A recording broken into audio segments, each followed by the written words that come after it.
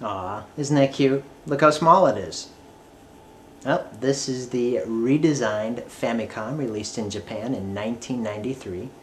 And as with a lot of technology, things are redesigned, they're made smaller, they're more efficiently designed, they're more inexpensive to make, and this was no exception. All in all, this is leaps and bounds and improvement over the original Famicom. Let's take a look at it. It is very small. It almost looks like a knockoff, but you can see it says 1993 Nintendo Co. Limited. It just doesn't look like standard Nintendo packaging to me. And there's actually something on the bottom. There's no styrofoam. Alright. Instead we have some hookup instructions. Let's take a look here. The box opens like so. No styrofoam whatsoever. How nice. Instead, what have we? Got some sort of warning sheet about the AC adapter, which, like the Super Famicom, is not included. No hookups are included with this system whatsoever. If you take a look inside the box, there's really no room for anything else aside from the system and the controllers, which is what you get. And here's the instruction manual, pretty standard issue. Diagrams and instructions. Same serial number sticker affixed to the back, which matches the number on the back of the system. Let's take a look at the controllers. Controllers have been redesigned, big time. These controllers have been dubbed by fans as the dog bone controller, of course because of its size or shape. It's kind of shaped like a dog bone would be. And it's to fit the contour of your hand. It's a little bit smaller, but it still retains all the functionality of the D buttons, select, start, A and B. I really do like the controller. I like the shape, it's rounded, it's comfortable. My only gripe is this. Take a look at this. See how my thumb falls naturally on the controller? See how the buttons are angled? Wouldn't you think it would make more sense to angle them this way to match the way my thumb goes? B up here and A down here. They were close, but that's what would need to be done to make this controller perfect, in my opinion. But this is the redesigned Famicom version. It's not hardwired anymore, but the controller cord still is very short, especially compared to its US counterpart, which we're going to take a look at in a minute here. This release actually came with two. You got two controllers. The original Famicom came hardwired with two controllers, so they give you two non-hardwired controllers for this redesign.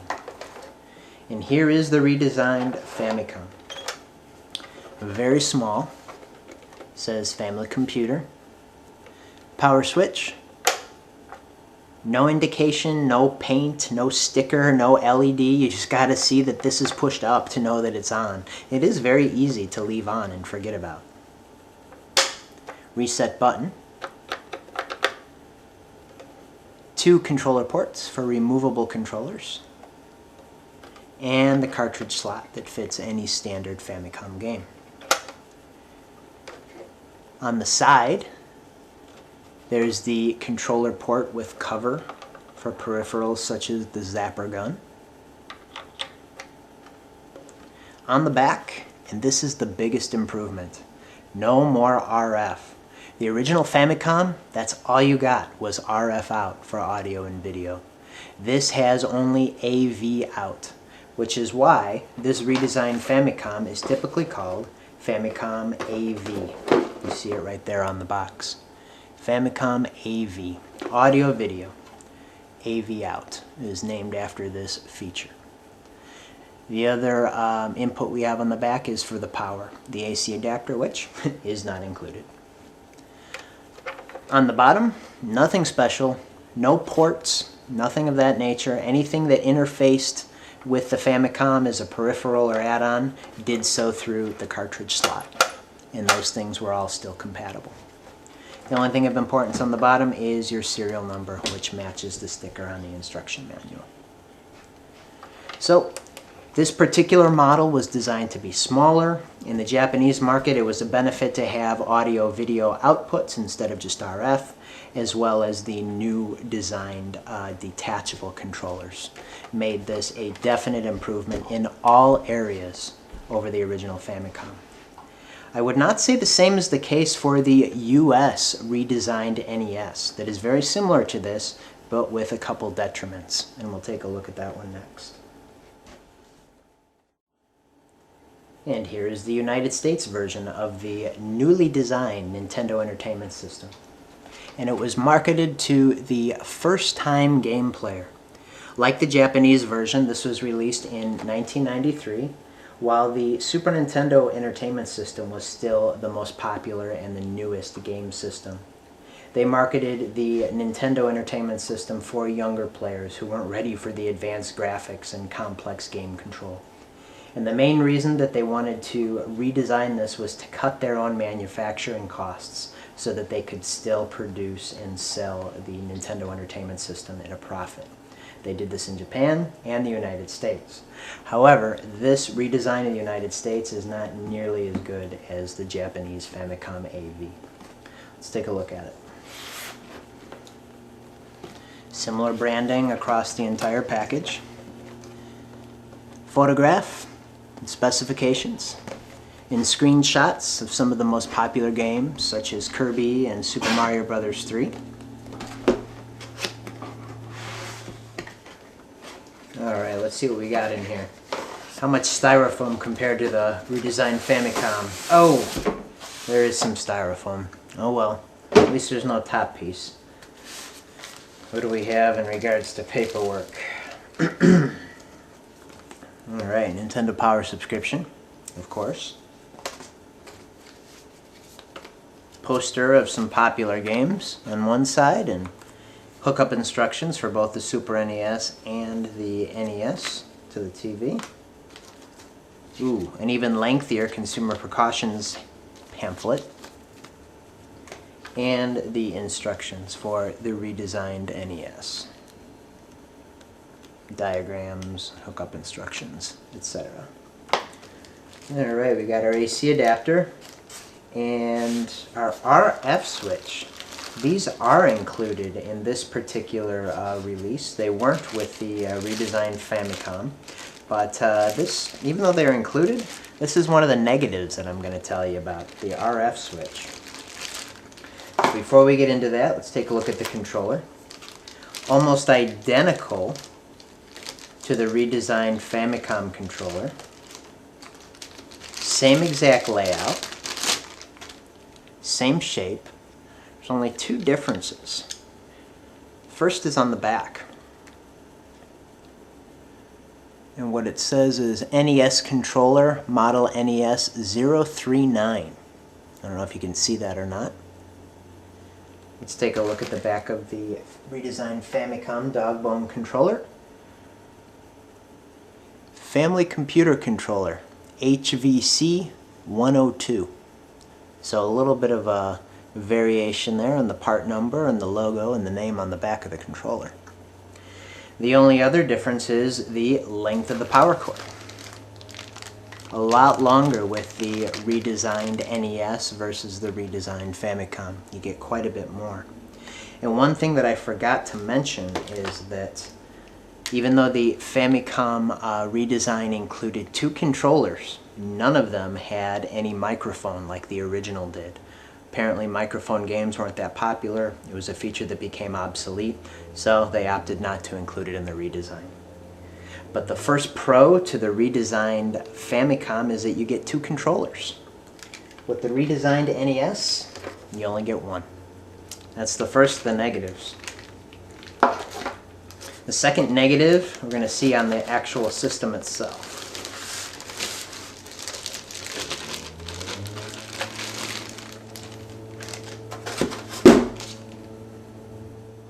Alright, let's take this thing out of here.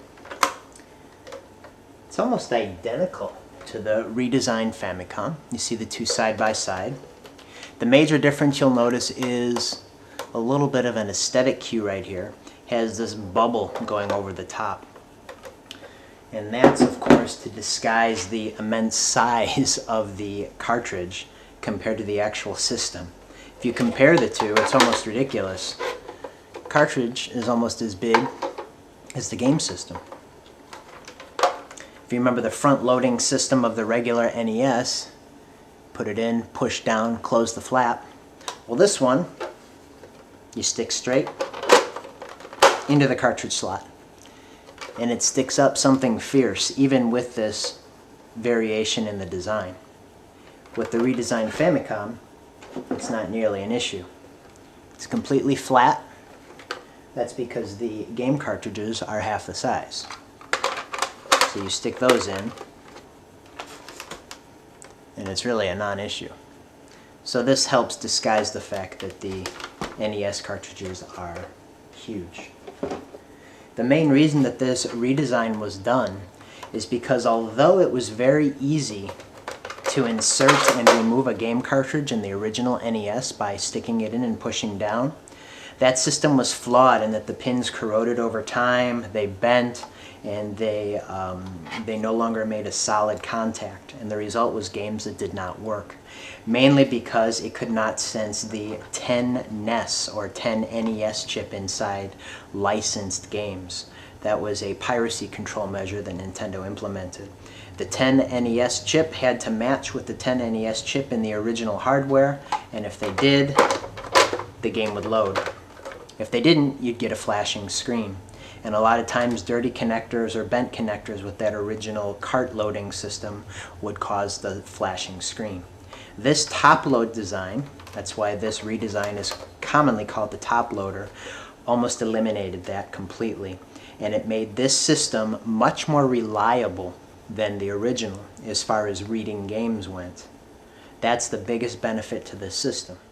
And even though that benefit is a great one, this system also has one of the biggest drawbacks, especially if you compare it to the Japanese Famicom redesign. And you'll see it if you take a look at the back. The hookups include only RF out, no AV, which results in poor picture quality and poor audio quality.